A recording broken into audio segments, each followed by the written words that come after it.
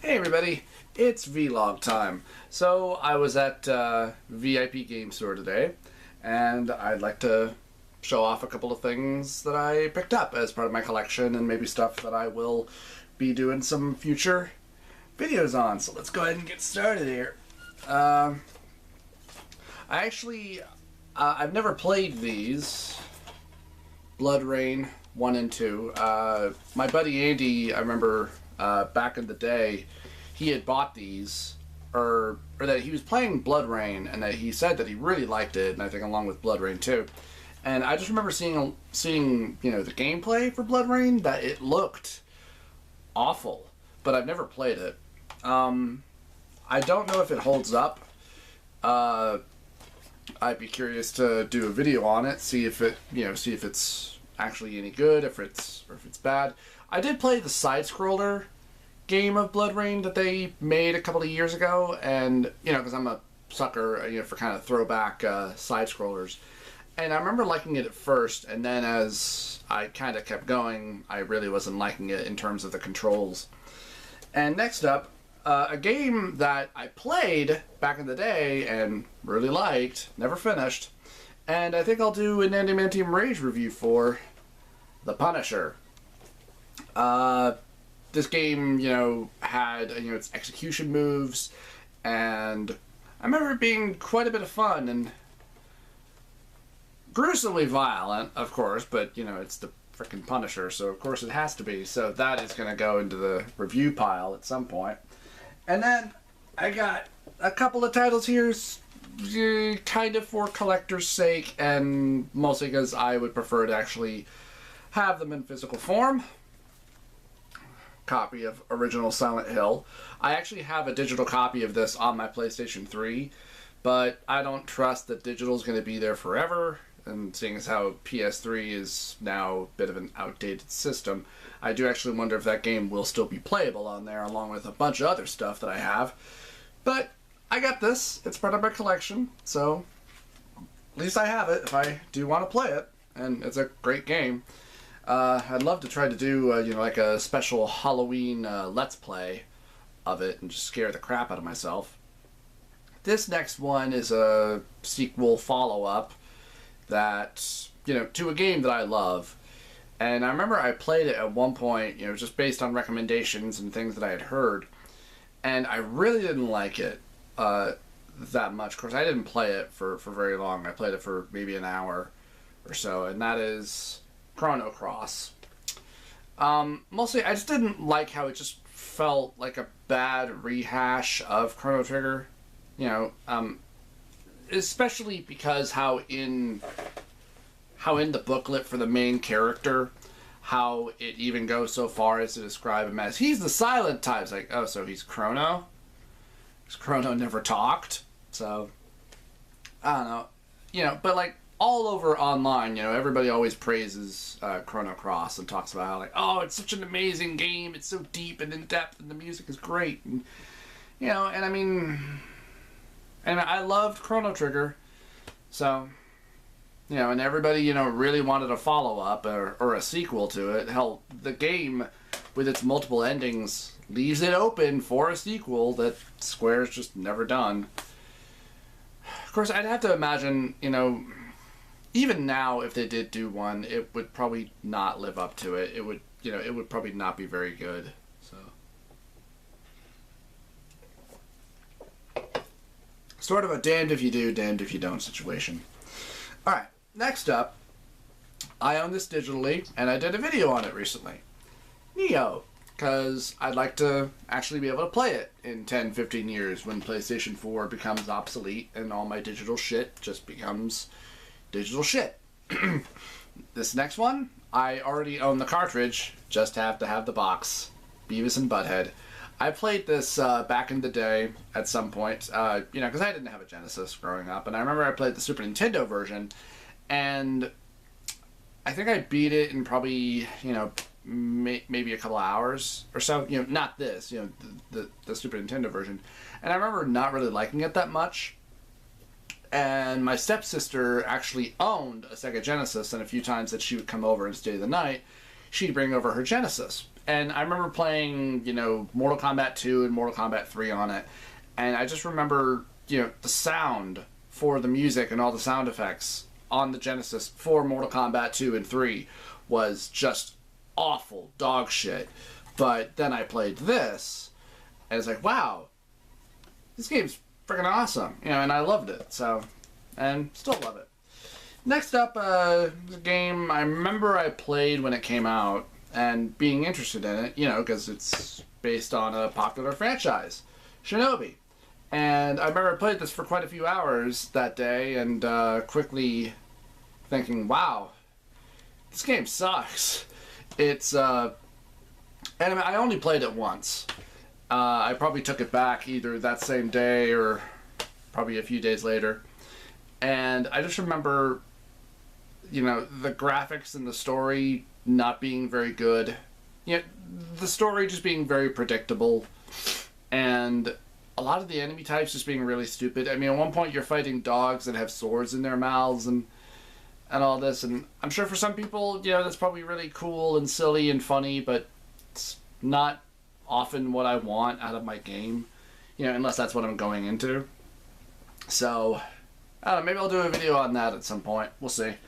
Next up are some more additions. I'm not sure if I already own this, because I do need to go through my collection at some point and actually make a list of everything that I do own. I was actually wondering earlier today, is there an app or anything like that, you know, for the iPhone or anything like that, that is a collector's app where you can, you know, go in and just, you know, and catalog your collection, because that would be very convenient to have. I would hope something like that exists, because that'd be very handy for somebody like me. So, it's Namco Museum 50th Anniversary, because I've actually had this in my collection off and on a few times. Because back in the day when I was, you know, gaming again and just buying, you know, all sorts of shit, I would often, you know, resell it for something else. You know, this is just a nice classic little thing to have, and, you know, and to whip out and play every once in a while, as is something like Midway Arcade Treasures Volume 1. I have Volume 2. I know that because it has frickin' Narc on it, and I really wanted to play Narc again, along with a few of those other arcade titles. And then, this one, this is obviously when they were running out of titles, and that's Midway Arcade Treasures Volume 3, because you go through the list and it's just racing games, is all it is. And Volume 2 has, you know, has Paperboy, it has Joust, Gauntlet, Defender, Smash TV, Spy Hunter 1 and 2, I think. Marble Madness, it's got, geez, Defender, Defender 2, Bubbles, Joust, Joust 2, Sinistar, Splat, Clax, Root Beer Tapper, Road Blasters, Robotron 2084, Vindicators, Satan's Hollow, Smash TV, Marble Madness, Paperboy, Gauntlet, Rampart, Super Sprint, Rampage, Blaster, Tubin 720. And Volume 3 has San Francisco Rush, the Rock Alcatraz edition. I'm sure I'm misreading that.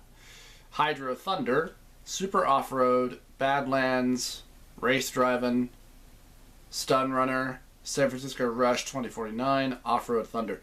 2, 3, 4, 5, 6, 7, 8. They've only got like 8 games on this collection. And look at the list of games on Volume 1.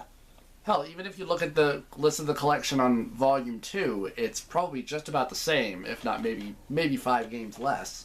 But, yeah, 8 games compared to, what, 1, 2, 3, 4, 5, 6, 7, 8, 9, 10, 11, 12, 13, 14, 15, 16. Probably 20 games are on this. Yeah, 20. 20 arcade games. This is 8. And, I don't know. I mean, obviously they, you know, were wanting to put out more stuff, and they just didn't have a whole lot else to put out. I don't know. And last but not least, this one was the second most expensive game I've added to my collection, next to Chrono Trigger. And that's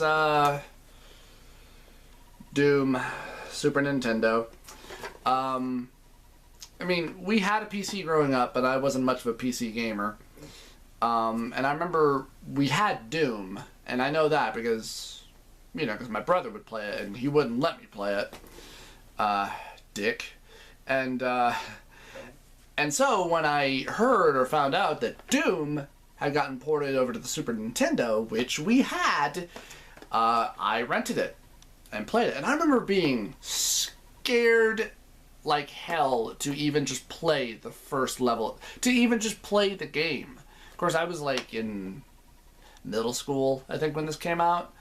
And, yeah, so this was technically like the first horror game that I'd ever really played. Of course, it's not presented really as a horror game.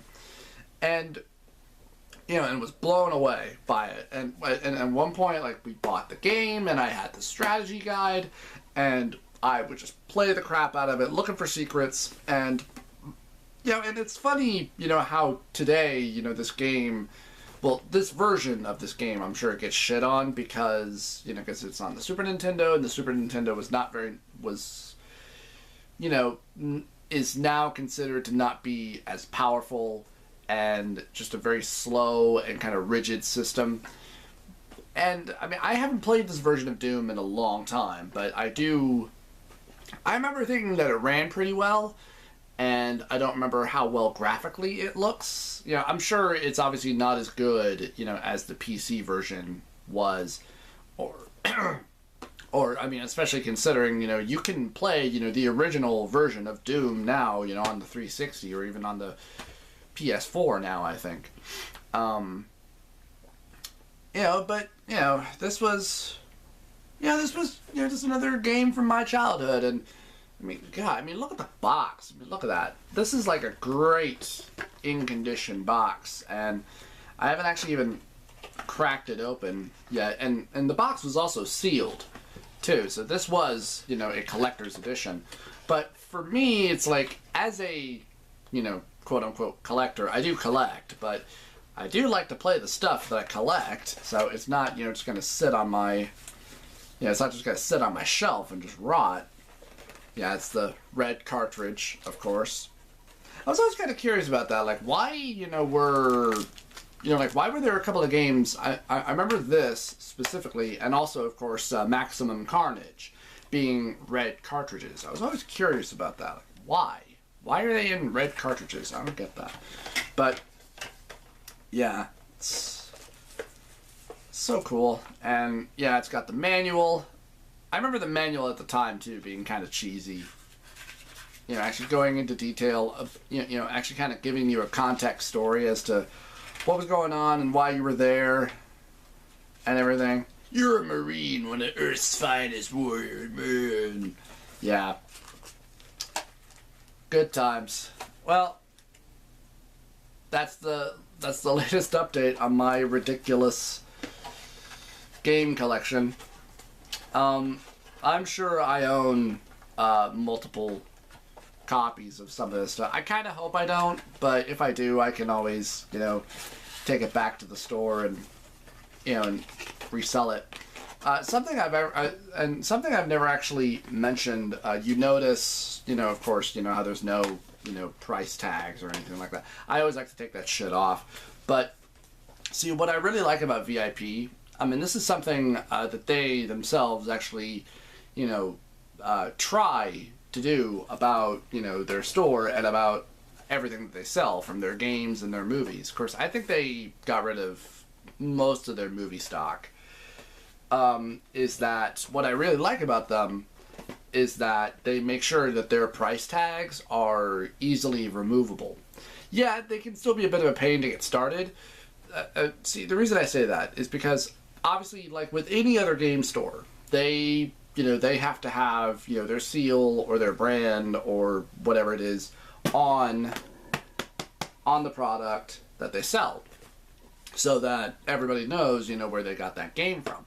But as a collector, you know, you want to take that shit off because it kind of, you know, it ruins the box, it ruins, you know, the cartridge, or it, you know, just kind of devalues it a bit, especially when the tag is impossible to remove.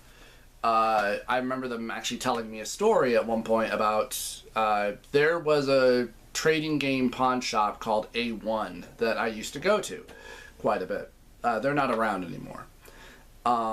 Where they had, those type of stickers that were just impossible to take off. Even if you got them off, there was always a big, ugly smear, just left on the case, or even just left on the game. And they purposely did that.